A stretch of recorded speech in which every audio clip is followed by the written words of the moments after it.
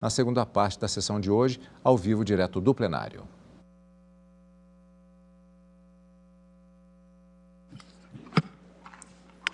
Podemos nos sentar.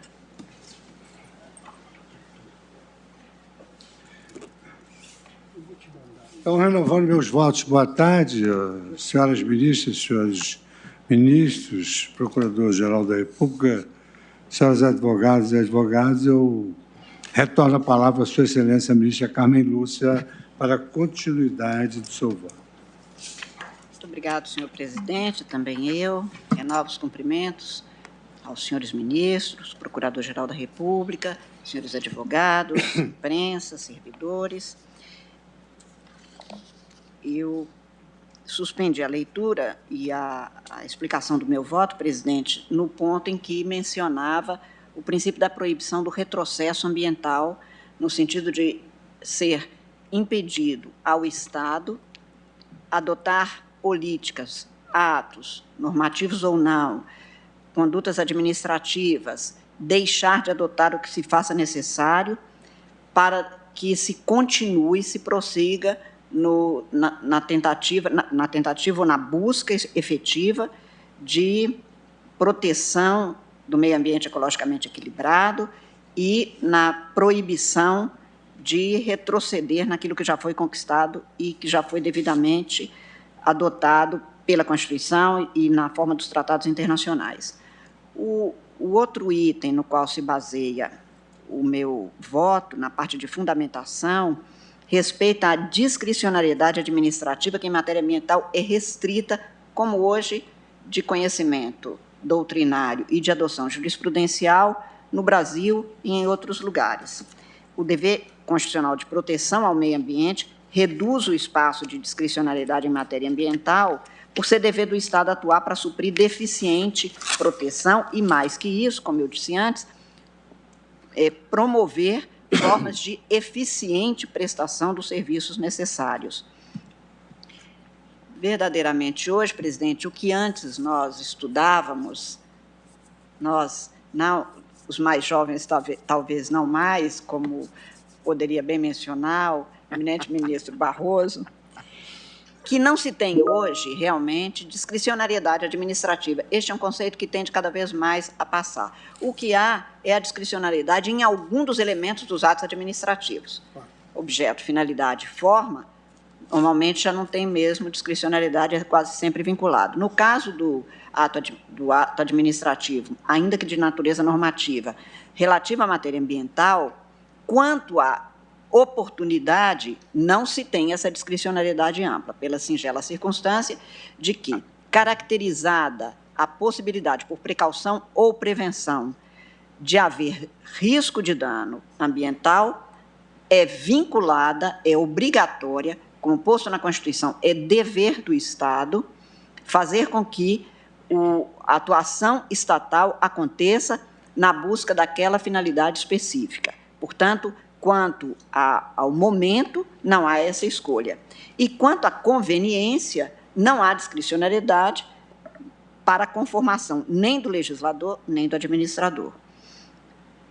Também aqui, porque a finalidade de assegurar o meio ambiente ecologicamente equilibrado é de obrigação, é de expressão constitucional. E aqui eu faço uma referência à circunstância de que este dever de agir foi lembrado pelo nobre advogado-geral da União, também hoje pelo Procurador-Geral da República, há muitos caminhos para se chegar a essa efetividade. Entretanto, há aqueles que têm demonstrado que descumpre a busca dessa finalidade. Este aqui pode ser devidamente sindicável pelo Poder Judiciário, como se tem, como se afirma nestes dois processos, na arguição de descumprimento e também na ação. Em direito ambiental, por isso, é que afirmo que a aplicação da discricionariedade, quer dizer, desta possibilidade que no início do século passado era chamado de agir livre da administração pública, hoje nem se cogita mais disso. Quem tem liberdade é ser humano, a administração tem deveres, competências que se cumprem nos termos da Constituição e da lei. Essa qualidade chamada de discricionariedade, que alguns poderiam levar até os limites de ser uma arbitrariedade, é incompatível com o Estado de direito ambiental. Essa qualidade pode caracterizar alguns comportamentos, mas apenas em relação a alguns dos elementos do ato administrativo. E, em matéria ambiental, há a finalidade de garantir a proteção eficiente para o meio ambiente ecologicamente saudável, proteção de floresta, das águas, dos recursos minerais, da integridade dos direitos culturais, da integridade das condições de vida das populações das localidades protegidas, das áreas protegidas, dentre outros, impõe o acatamento ao princípio da prevenção, que nós já mencionamos antes, sem o que não se tem o acatamento pleno, cumprimento integral das normas constitucionais protetivas. O que nós temos tanto no direito constitucional brasileiro, no direito infraconstitucional brasileiro, nas normas internacionais decorrentes dos tratados e das convenções, é que o Estado age para prevenir danos e só se fala em reparação quando foi imprevisível o dano. O princípio da prevenção significa dizer que além da precaução, quer dizer, se houver uma possibilidade, não se adota um comportamento ou fica obrigatório estancar aquele comportamento. E previne-se para que ele não ocorra. A reparação se dá nos casos de haver impossibilidade de atuação do Estado ou da sociedade. A finalidade da atuação estatal, por isso, é sempre vinculada. Não há essa escolha, menos ainda livre, do legislador ou do administrador. Eu menciono no voto a lição do professor Ingo Sarlet, que ressalta que os deveres de proteção ambiental conferidos ao Estado vinculam os poderes estatais ao ponto de limitar sua liberdade de conformação na adoção de medidas atinentes à tutela do ambiente. A consagração constitucional da proteção ambiental como tarefa estatal, pelo entendimento de Garcia, traduz a imposição de deveres de proteção que lhe retiram a sua capacidade de decidir sobre a oportunidade de agir. Portanto, pode-se dizer que tanto não há margem para o Estado não atuar, quanto não lhe é deferida a prerrogativa de atuar de forma insuficiente, tudo à luz do princípio da proibição de insuficiência de proteção ou de proteção deficiente, aqui vislumbrada em especial na sua conexão com as exigências da proporcionalidade na proteção do ambiente, pois tal atitude estatal resultaria em prática inconstitucional. E neste caso, estava fazendo a citação de um trabalho do professor Sarlet, nota sobre a proibição do retrocesso, apenas, para mim, além de não se dar a proteção deficiente como atuação legítima, é exigível a proteção eficiente, que é não ser insuficiente e ser capaz de atender, de cumprir a finalidade a que se dá.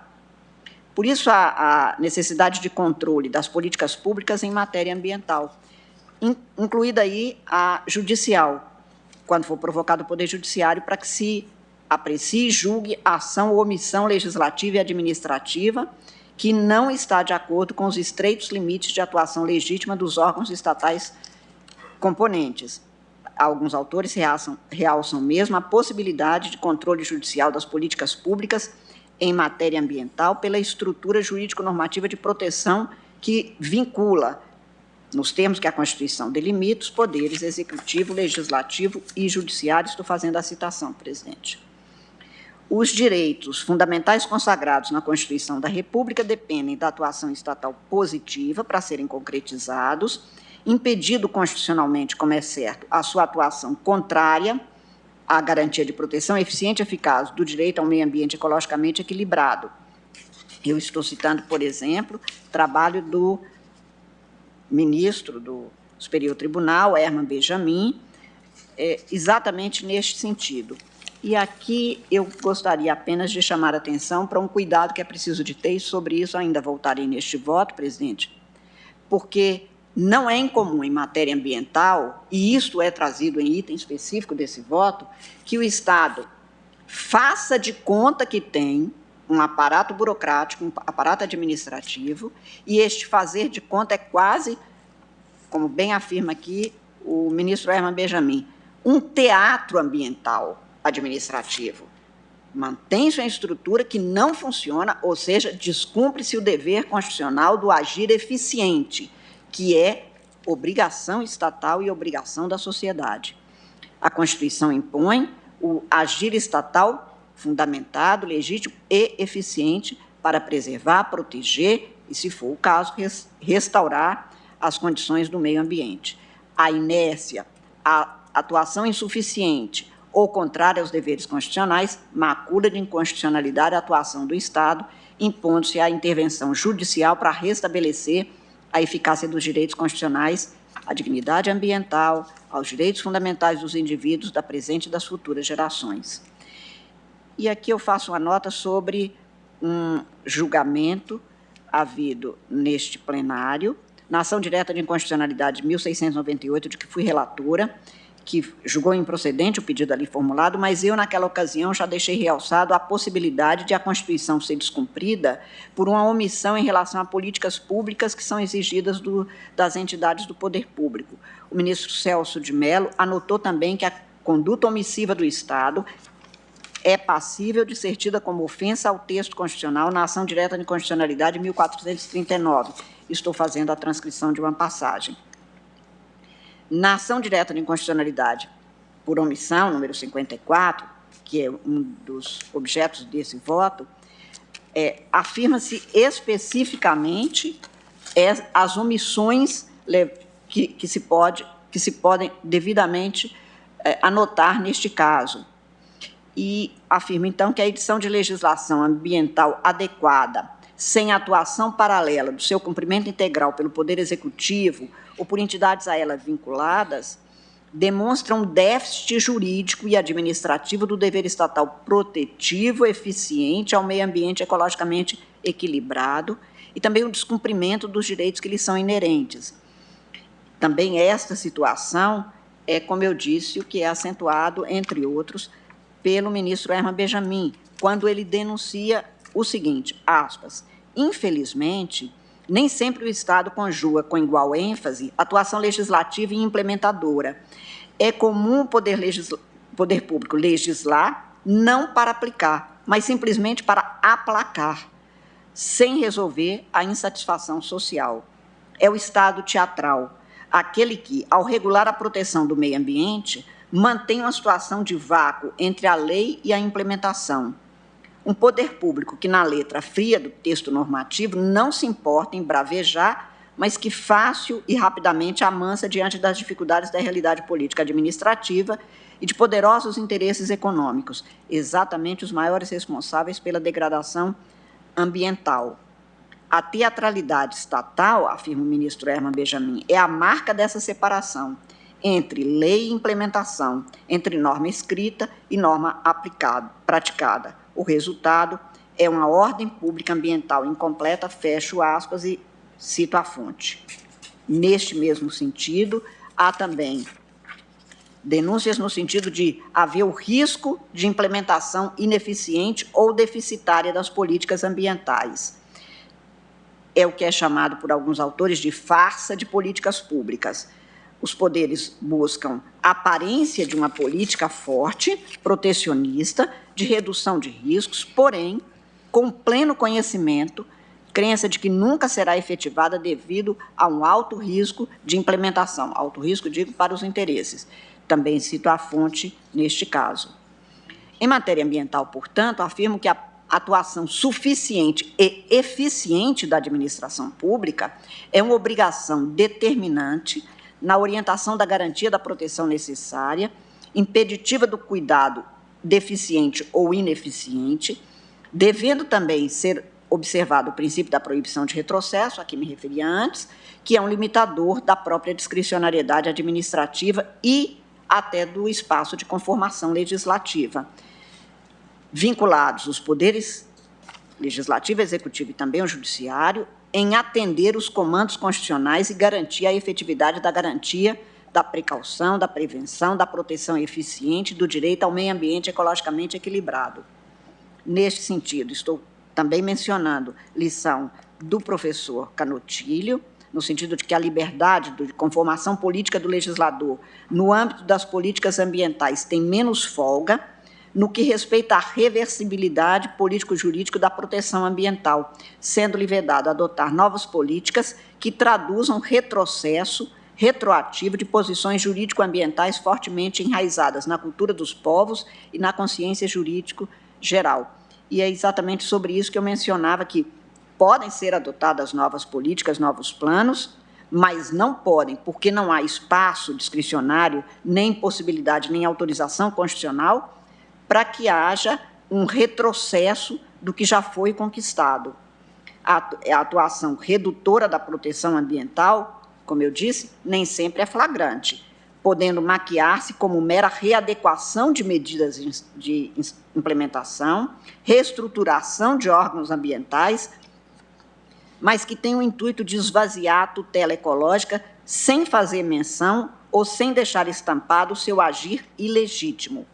Neste sentido, também cito Michel Prière, que realça que, aspas, a regressão do direito ambiental será sempre insidiosa e discreta, para que passe despercebida. E, por isso, ela se torna ainda mais perigosa. Os retrocessos discretos ameaçam todo o direito ambiental.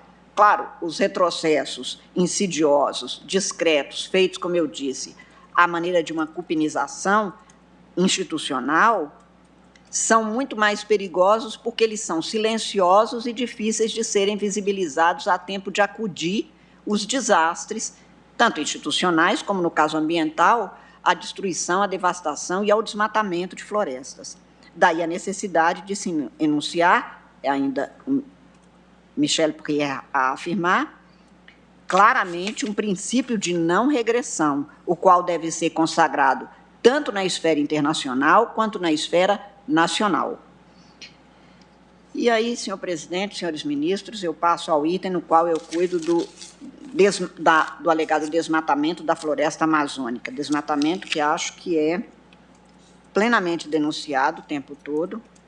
A floresta amazônica é, como de sabença geral, a maior floresta tropical do mundo, representa uma área territorial de aproximadamente 5 milhões de quilômetros quadrados, estende-se por 9 países, sendo que aproximadamente 60% da área ocupada pela floresta está no Brasil. E 60% da floresta está aqui, de um lado, um enorme privilégio que a natureza oferece ao país, mas também igual e correlata responsabilidade que o país tem com a floresta, com os habitantes do Brasil e com todos os povos do planeta. Hoje, essa floresta se estende por 772 municípios brasileiros, 9 estados da federação, Acre, Amapá, Amazonas, Mato Grosso, Pará, Rondônia, Roraima e Tocantins, parte do Maranhão também, abriga aproximadamente 12,5 milhões de habitantes e da população brasileira, sendo que quase 70% está em área urbana. Nestes estados, residem aproximadamente 55% da população indígena brasileira, representando mais ou menos 250 mil pessoas, segundo dados da Fundação Nacional de Saúde. A floresta é expressamente cuidada pelo Constituinte brasileiro.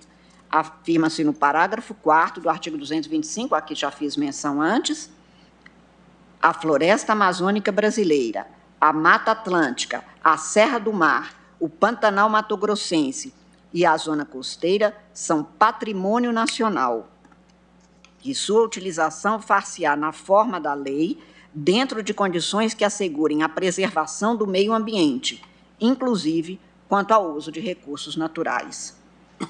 Maior reserva biológica do mundo, maior bioma brasileiro em extensão, ocupando, como antes anotado, uma enorme parte do território brasileiro. Sobre ela se exerce a soberania do povo brasileiro, mas, como eu disse, a soberania do povo, e soberania é sempre, um fator de responsabilidade, e não um fator de privilégios, de exclusividade, não de uso, porque a soberania territorial é exatamente isso, e como eu anotei de pronto no início deste voto, não se está discutindo soberania. O que se está discutindo como o povo soberano do Brasil cuida desta floresta, porque ele tem os deveres de cuidado da condição climática do planeta a partir da proteção e da preservação desta área. Porque se a sua localização submete a floresta à soberania nacional, a emissão de carbono ingressa na atmosfera, como eu lembrei, que é insujeita à soberania de quem quer que seja. O seu cuidado soberano pelo povo brasileiro corresponde, portanto, um dever que todos nós temos, como parte do povo brasileiro, com toda a humanidade, pelo impacto que a sua preservação ou a sua devastação representa na sobrevivência de todos os seres do planeta. Entre as inúmeras funções essenciais da região amazônica para a manutenção do equilíbrio ecológico e planetário, ressaltam-se a direta relação com a disponibilidade hídrica, a alta concentração de carbono por hectare em divergência com o que prometido no plano internacional, conforme asseveram os autores das ações, que a gente já tinha obtido em parte com o desenvolvimento de práticas redutoras de desmatamento irregular, com repercussões danosas e de risco para o equilíbrio climático global, e ainda a riqueza da biodiversidade biológica da floresta, da fauna, objeto, também é preciso que se alerte, presidente, de um intenso tráfico que é denunciado permanentemente, no caso da fauna. Desde o início dos anos 70, principalmente, como eu lembrei antes, com a atuação mais presente do poder público, que promoveu amplo desmatamento para a construção das áreas de infraestrutura, aliada ao incentivo à colonização e à agricultura, a floresta amazônica permaneceu ausente da sensibilidade ecológica que somente começara a ser revelado no eixo norte de um mundo, então, final da década de 60, década de 70, polarizado. Nós éramos tido, o Sul era tido como países de terceiro mundo, como era chamado, eufemisticamente, países em desenvolvimento, e aquele momento ainda surgente, apelidada Agenda Marrom, que começava a pautar o debate político, mais que econômico, em parte do mundo, ainda não tivera lugar de centralidade o Brasil amazônico. De 1972 a 1992, data da Conferência de Estocolmo até a Conferência Rio 92, aproximadamente 7,5% da floresta amazônica foi desmatada, portanto, em 20 anos. Isso equivale a mais de 300 mil quilômetros quadrados. Ela, que ocupava área de 4 milhões e 100 mil quilômetros quadrados, no período até 70, teve um rebaixamento para uma área de 3.796.286 quilômetros quadrados. O que revelou a floresta amazônica, portanto, dotando de visibilidade e preocupação nacional e internacional, não foi a sua importância e inegável patrimônio nela guardado, como de riquezas ambientais, fauna, flora, as possibilidades todas que ela representa. A preocupação nacional e internacional revelaram a Amazônia pelo seu desmatamento e a devastação praticada, ou seja, foi o maltrato incutido e os riscos que as práticas governamentais comissivas e omissivas e também da sociedade, que passaram a representar risco para o clima do planeta e para o modelo econômico, que ainda prevalece em parte pelo padrão energético adotado, que revelou a floresta amazônica, que, como eu disse, sendo uma das maiores preciosidades do planeta, haveria de se mostrar pelo que ela tem de melhor, e não como aconteceu, por aquilo que estava sendo causado de mal a ela mesma e, como consequência, a toda a humanidade. E numa nota técnica que eu apresentei aos senhores ministros no voto, preparada pelo professor Gilberto Câmara, que é um pesquisador do INPE, diretor hoje de uma organização intergovernamental ligada às Nações Unidas, eu apresentei o quadro do desmatamento da Amazônia de 2000 a 2021. E, neste quadro, o que se mostra é exatamente que nós tivemos um aumento muito grande até 2002, 2003. Em 2004 é adotado o PPCDAM, E aí nós temos uma diminuição de desmatamento, uma redução, e aqui eu estou falando desmatamento por corte raso, ou seja, remoção total da floresta nativa. Na Amazônia Legal, e depois de 2016, o aumento é maior ainda, acentuando-se nos últimos 3 anos. O valor mais alto de desmatamento nestes 22 anos do século ocorreu em 2004, tinha ocorrido em 2004, mais de 27 mil quilômetros quadrados da área da floresta foram cortados naquele período, que corresponde ao tamanho do estado de Alagoas. O governo, então, em 2004, estabeleceu o Plano de Prevenção e Controle do Desmatamento na Amazônia, o PPCDAM, que é um objeto específico dos cuidados nesta arguição de descumprimento de preceito fundamental. Foram ações interministeriais para reduzir o desmate. As ações de fiscalização foram reforçadas com a participação do IBAMA, Polícia Federal e Forças Armadas. Foram criadas novas unidades de conservação, terras indígenas foram reconhecidas na região, o INPE desenvolveu o sistema DETER, que eu ontem mencionava, ou seja, aquele que, pelo georreferenciamento, consegue apurar onde estão sendo feitos os desmatamentos, gerando alertas de desmatamento em tempo real, e aí se torna possível ações de comando e controle mais eficientes. Em 2007, os municípios com alto índice de desmatamento tiveram restrição de crédito, através do decreto 6.321. O setor privado passou a buscar controlar e certificar suas cadeias produtivas. Estabeleceu-se, por exemplo, a moratória da soja, iniciativa que visava assegurar que a soja produzida na Amazônia estivesse livre de qualquer desflorestamento legal ou ilegal após 2008. Enfim, tudo isso para mostrar que houve uma redução em 83% do desmatamento de 2004 até 2012. Pela taxa PRODES, referente ao desmatamento da Amazônia Legal, em planilha elaborada pelo INPE, atualizada em 21 de junho de 2021, com referências de 2004 a 2020, avaliou-se que a taxa de desmatamento em 2019 foi de 10.129 quilômetros quadrados, correspondente a 34 a mais do que os 7.536 quilômetros quadrados desmatados em 2018. E em 2020 ainda houve aumento, passando a 10.851 quilômetros quadrados, aumento de 7% em relação ao ano anterior. E em 2021 atinge 13.235 quilômetros quadrados, indicando um aumento de quase 22% em relação a 2020, mais de 75% em comparação a 2018. Estes são dados disponíveis, como eu mostro no voto, que a fonte que é o próprio INPE.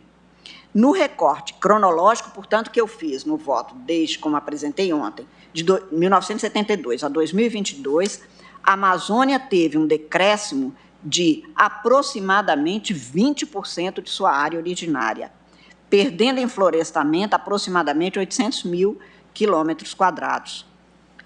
Por isso, na ação, ontem mencionava, houve menção nas sustentações orais, nos documentos apresentados, ao risco de se chegar ao ponto do não retorno, o tipping point, amplamente divulgado, ou seja, se não houver um movimento definido, eficiente e continuado pelo Estado e pela sociedade brasileira para que não se chegue a este momento, nós vamos ter o que é chamado savanização da Amazônia, ou seja, não adianta porque não se vai conseguir recuar nas condições hoje para evitar que a emissão de carbono se faça em condições a comprometer o clima, não apenas nosso, do Brasil, mas no planeta. E eu menciono ainda, senhor presidente, um trabalho de Antônio Nobre, pesquisador do INPE, que afirma que, com o avanço de desmatamento nas áreas da floresta amazônica, já há sinais de se ter ultrapassado o ponto do não retorno, quando não é mais possível a reversibilidade da área degradada, transformando-se, portanto, regiões de floresta tropical em paisagens semelhantes à do Cerrado, mas degradadas, com vegetação rala, esparsa e de baixa biodiversidade. Estou mencionando o trabalho e fazendo a referência a uma passagem daquele trabalho. A análise levada a efeito analisa, portanto, os índices crescentes de desmatamento e, reitero, a corte raso. A floresta é inteira posta abaixo. O INPE, que é o principal órgão de monitoramento do desmatamento no Brasil, tem seus dados avaliados e disponibilizados publicamente, devem ser dotados de transparência a todos os cidadãos. Entre os sistemas, nós temos o Programa de Cálculo do Desflorestamento da Amazônia, PRODES, e o Sistema de Detecção e Desmatamento em Tempo Real, o DETER, já foi o DETER-A, que não conseguia atingir, como eu lembrei ontem, as condições para se apurar exatamente onde estava acontecendo este desmatamento, porque se deixavam as árvores maiores. Hoje nós trabalhamos com o DETER-B. Gilberto Câmara afirma ainda que, aspas, esse sinal de governança ambiental que combina sistemas de informação, mecanismos de fiscalização, controle de cadeias de produção e marcos legais pactuados, vem sendo desmontado pelo atual governo. Entre 2016 e 2021, foi registrada a queda de 40% nos autos de infração ambiental do IBAMA na Amazônia. O embargo de áreas desmatadas caiu em 85% em 2020, em comparação com 2018. Os prazos para cumprimento do disposto no Código Florestal foram postergados. Em 2021, o IBAMA só liquidou 41% do seu orçamento. Nos governos anteriores, o IBAMA costumava liquidar entre 86% e 92% dos recursos para a fiscalização. Resultado dessa política deliberadamente antiambiental, o desmatamento da Amazônia voltou a crescer significativamente. Estou citando a nota técnica, que está acostada aos autos.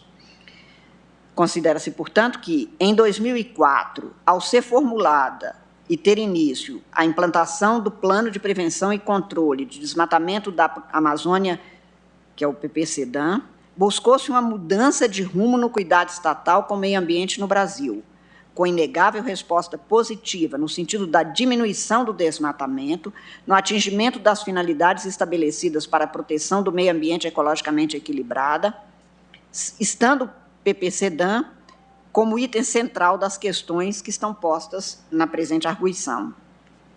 As medidas previstas e executadas daquele plano, nas fases que tiveram implantação, visavam a efetividade da fiscalização para impedir, dificultar ou restringir a extração ilegal de madeira, a adoção de medidas contra as infrações ilegais, incluídas o tráfico de animais, a grilagem de terras, a extração ilegal de madeiras e outros recursos minerais, a exploração abusiva das terras, da fauna, da flora. Pior do que tudo, para mim, visava-se impedir a exploração das gentes, dos indígenas, a agressão à sua cultura, às suas histórias, a seus futuros. A violência cresceu na região com a grilagem de terra, desmatamento, formação de milícias ambientais que apavoram e matam gentes, florestas e culturas. A extinção de espécies animais aumenta, as condições de vida estão demonstradas como de piora. Também está mostrado no gráfico, que acostei ao voto e está nos autos, a queda do desmatamento nos anos de 2005 a 2012 cai mais de 80%, ficando abaixo de 4.600 km². É uma redução sem concorrente no mundo, e os indígenas conseguiram os menores índices de desmatamento nas áreas demarcadas, sendo de se realçar a atuação efetiva, eficaz e continuada do poder público. A mudança nas escolhas governamentais conduziu ao Acordo de Paris e, então, o desmatamento voltou a crescer, apesar daquele acordo, atingindo em escala de crescimento. Em 2018, os números que mostrei, 7.836 em 2018, subiu o índice para 10.129 km² em 2020, atingiu 10.851 km² em 2021 e, nos últimos meses, já está atingindo 13.235 km². Eu estou mencionando trabalhos que são feitos exatamente sobre a dificuldade de se manter essa estrutura, porque, como eu disse, isto afirma uma política de retrocesso no que já tinha sido atingido. O que o gráfico mostra é exatamente isso. Tínhamos um índice altíssimo, adotou-se em 2004 o PPC-DAM, baixamos de uma forma inédita até 2012, fizemos o Acordo de Paris em 2015 e, desde 2018, o crescimento é preocupante, o risco é efetivo e não se pode, portanto, deixar de mencionar que, além das queimadas ilegais, das grilagens de terra, da derrubada e comércio ilegal de madeiras, do tráfico de animais, a situação de ilegalidades e injúrias ambientais atingiram as unidades de conservação e as condições de vida em terras indígenas de forma acentuada nestes últimos 3 anos, conforme demonstrado.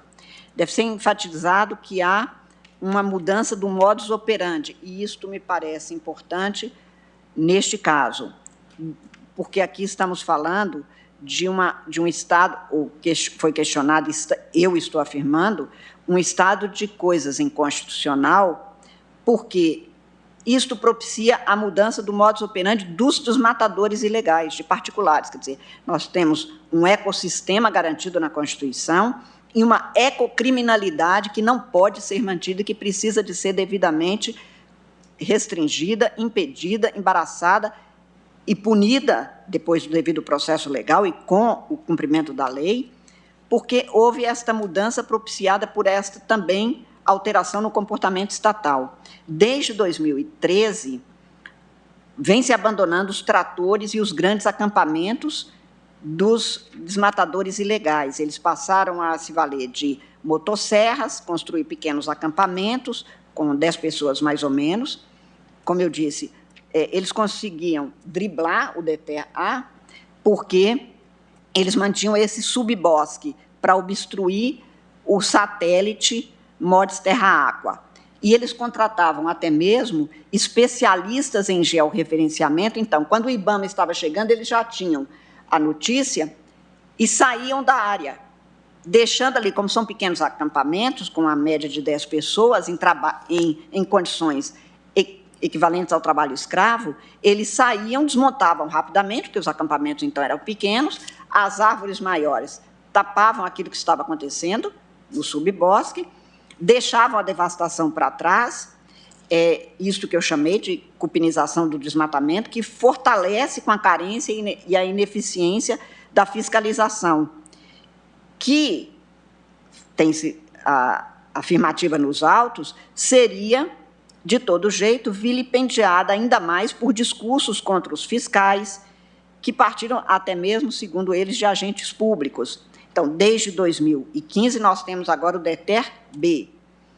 E há de ser lembrado que, desde 2015, a demonstração de que os trabalhadores eram arregimentados em regime de trabalho escravo, distribuídos em pequenos acampamentos, sem condições mínimas de dignidade, e trabalhavam nessas condições até mesmo em períodos de chuva. A madeira, com valor ou potencial econômico, era encaminhada aos madeireiros, e quando havia a chegada dos órgãos de fiscalização, os criminosos ateavam fogo ao restante do bosque, não aproveitavam, e lançavam capim para cobrir o clarão que eles tinham aberto com aquela atividade. A dificuldade assim criada fazia com que tivesse de haver mais e melhor fiscalização, o que aí se comprova nos autos, pelas notas técnicas, que não se deu. Eu estou trazendo alguns exemplos, que vou deixar de fazer a leitura, mas os dados do INPE, trazidos aos autos, demonstram que, entre 2009 e 2018, a média de desmatamento em áreas protegidas foi de 1.091,6 km² por ano, e de 2019 e 2020, chegou-se à média de 1.948,8 km² por ano. É este quadro, portanto, de desmatamento que se acentua com a possibilidade maior da ecocriminalidade, que não envolve só crimes ambientais, como eu lembrei ontem, mas crimes tributários, crimes financeiros, crimes contra direitos humanos, como se dá com estes trabalhadores escravizados de alguma forma, que é apresentado e que é o objeto dos questionamentos desdobrados na argumentação trazida nesses dois processos. Eu, então, presidente, senhores ministros, reuni os questionamentos que são desenvolvidos ao longo das duas petições, na arguição de descumprimento de preceito fundamental, aproximadamente 150 laudas, só na petição inicial, na ação direta de constitucionalidade também, uma petição não tão longa, mas igualmente com argumentações diferentes. Eu reuni estes argumentos basicamente no que consistia este enfraquecimento que levava, pela argumentação apresentada e que eu estou aceitando, pela comprovação do que se tem nos autos, como um estado de coisas inconstitucional em matéria ambiental. Estes pontos que eles alegam são a redução da fiscalização, o abandono do PPCDAM sem a substituição por um plano que seja comprovadamente eficiente, eficaz e com desdobramento nos termos propostos, a ausência de cumprimento dos recursos orçamentários, portanto, em descumprimento ao parágrafo 10 do artigo 165 da Constituição, que impõe dever do Estado cumprir o orçamento para atender à finalidade de prestar o serviço ou bem, o enfraquecimento do quadro normativo ambiental pelas normas infraconstitucionais e, neste sentido, a comprovação, que é o item final do meu voto, sobre o estado de coisas inconstitucional em matéria ambiental no Brasil.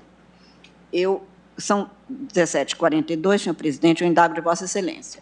E eu estou, evidentemente, não só à disposição, como eu tenho muito para mim que seria conveniente eu terminar meu voto. Mas eu estou na página 80, quando eu começo a fazer,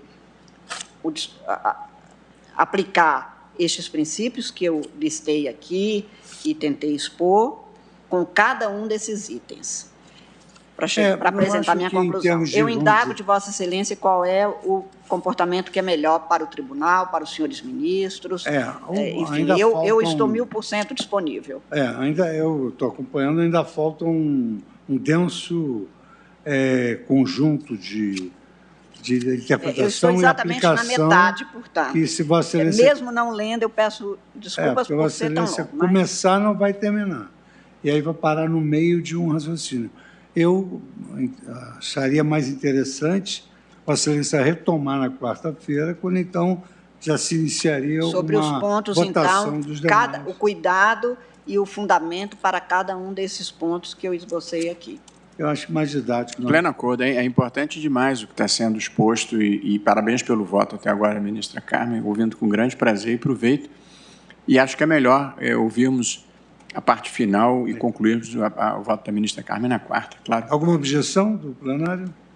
Então, eu estou de acordo e agradecendo a participação dos senhores ministros, dos senhores advogados presentes, colaboradores, imprensa, eu declaro encerrada a sessão, noticiando que na próxima quarta-feira reiniciaremos com a parte do voto da ministra Carmen Lúcia até chegarmos à conclusão e a possibilidade de iniciarmos a votação pelo colegiado. Então, está encerrada a sessão.